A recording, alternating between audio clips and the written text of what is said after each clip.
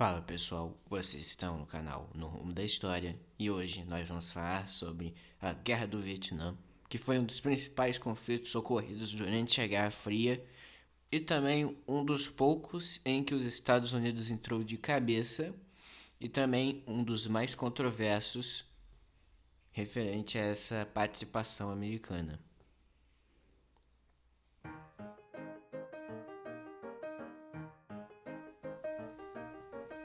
Então, o Vietnã era uma colônia que fazia parte da Indochina Francesa, que hoje seria Laos, Camboja e Vietnã. Principalmente o Vietnã, já que Laos e Camboja são países um pouco menores.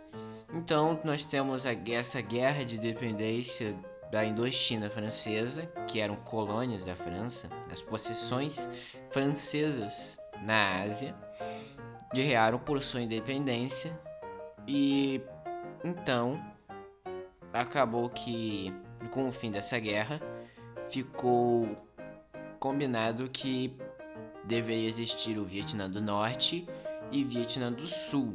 O Vietnã do Norte seria comunista, o Vietnã do Sul seria capitalista. E em 1955 deveriam haver eleições que unificariam os dois. Ambos os governos eram ditaduras e no ano da eleição, o Vietnã do Sul, que era uma ditadura capitalista, se recusou a participar porque acreditava que seria impossível haver eleições justas com o Vietnã do Norte como concorrente. Então iniciam-se muitas tensões entre os dois governos, com o Norte enviando guerrilheiros para o Sul com o objetivo de derrubar o governo de Dien Dinh. Eu com certeza falei errado o nome, né? Vai acontecer bastante aqui. Perdão, já peço perdão aqui, que são muitos nomes esquisitos. Então, continuando. Então, esses guerrilheiros que estavam penetrando no sul, eles eram chamados de Vietcongues. Então, conforme eles vão entrando cada vez mais no Vietnã do Sul, o Vietnã do Sul pede ajuda para os Estados Unidos.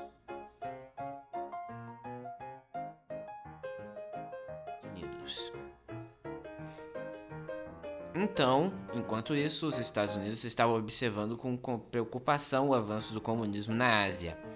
Então, eles forneceram treinamento para o Sul, porque o Sul havia pedido ajuda. Então, os Estados Unidos enviaram ajuda, fizeram treinamento dos soldados do Sul e acabaram entrando nessa guerra após o incidente do Golfo de Tonkin em 1965, quando um navio americano foi atacado por navios do Vietnã do Norte.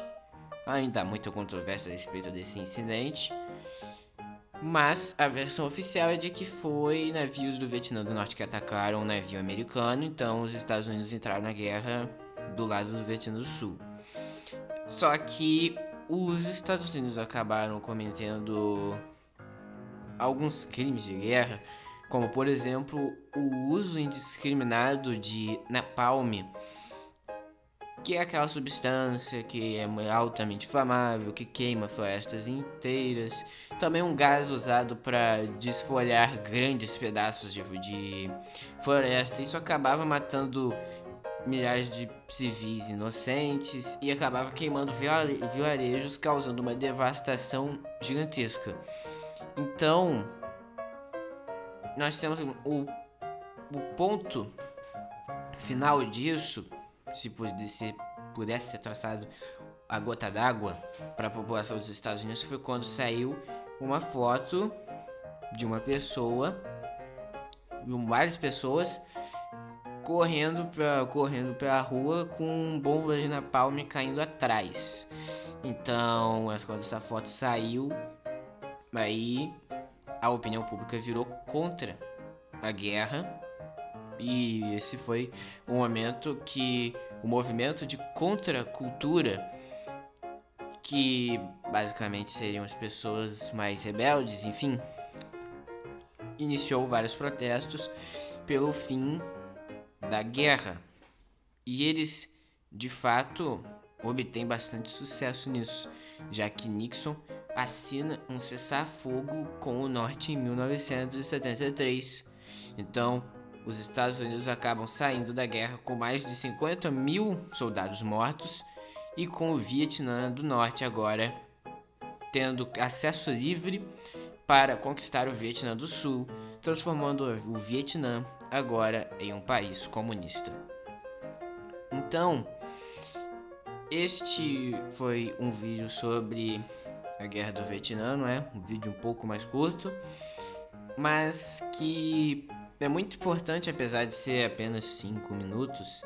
É muito importante porque essa guerra mudou bastante a opinião pública dos Estados Unidos com relação à guerra em geral, não somente a guerra do Vietnã, mas a participação muito proativa dos Estados Unidos em qualquer guerra.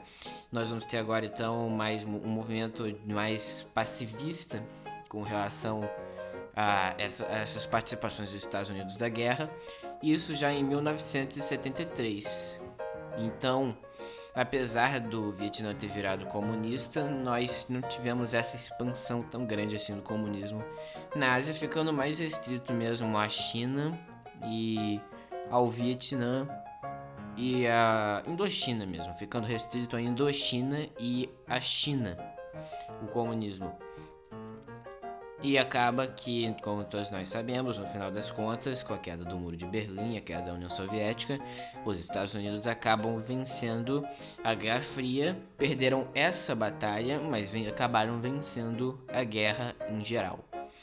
Então, no próximo vídeo, eu vou falar de Cuba, que é o último tema que eu vejo como necessário de ser falado, não é?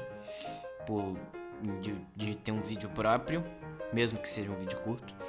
Eu acredito que Cuba é muito importante ter um vídeo individual, principalmente por causa que a crise dos mísseis de Cuba precisa ter pelo menos um pano de fundo que eu não vou poder dar no vídeo da Guerra Fria, que envolve muitas coisas, a Revolução Cubana, Fidel Castro, Che Guevara, o Fulgêncio Batista, o apoio dos Estados Unidos, a invasão, a operação secreta dos Estados Unidos lá em Cuba, tentativas de assassinato contra Fidel Castro, enfim, são muitas coisas para serem faladas dentro de um vídeo em que eu ainda tenho muitas coisas além de Cuba para falar, que seria o vídeo da Guerra Fria.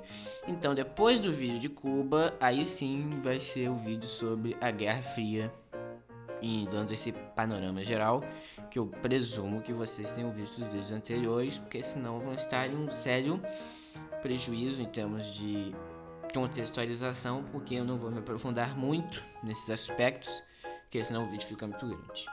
Mas enfim, esse foi o vídeo de hoje, espero que tenham gostado. Valeu, até o próximo vídeo. Tchau.